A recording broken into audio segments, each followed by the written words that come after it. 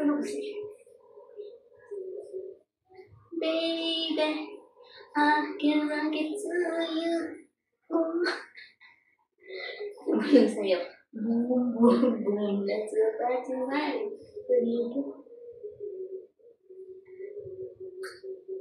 Oh. Wala na kasi akong reels, kaya hindi na ako kumikita sa reels, guys. Kaya hindi ko naiintindihan. Hindi na daw ako kumikita sa reels, kikita ko sa video. So, which is video ang gagawin ko? Long video or short video? Pag short video kasi is reels. Kung video naman, long is 3 minutes pa. So, alin ako kikita doon? Nawala na kasi yung reels ko, guys.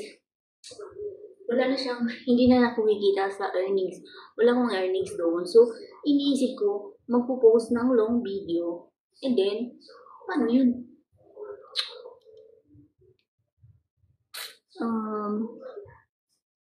Maglo-long video ako, 3 minutes kasi dapat. Tapos, kung short video, wala daw kita. So, ibig sabihin, hindi ko lang alam kung meron yung patalastas. Nagugulan talaga ako. Wala bang mga experience sa akin dyan. Tulungan niyo naman ako. Comment below. Ano kasi yun?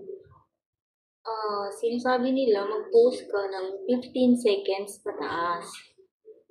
Sa Reels yata yun. Pero, bakit sinasabi na hindi na nakikita sa Reels?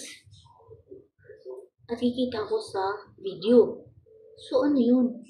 Reels is video. Ibig sabihin siguro sa long form video ako kikita at hindi na ako kikita sa Reels. Ito yun.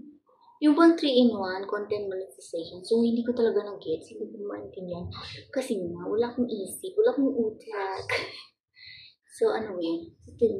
Tignan natin. So, mag-post ako ng 3 minute pataas kasi yun. Pag short naman yung i-post mo, dapat umabot siya ng 15 seconds pataas. 240 to 50 or 1 and 1.30. Ganun ba yun? Kasi walang kita yung mga reels ko, guys. As in, wala nang kita yung reels ko. Naging 0 na siya. Wala na, hindi na ako kumikita sa reels.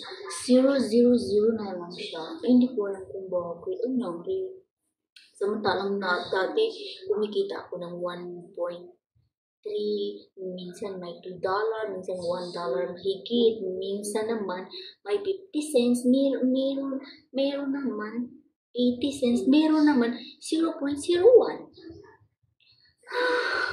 Ngayon, 0 as in. Wala na yung kita. Wala akong kita sa Reels, guys. Kaya naguguluhan ako kung mag-post ako sa Reels o sa long.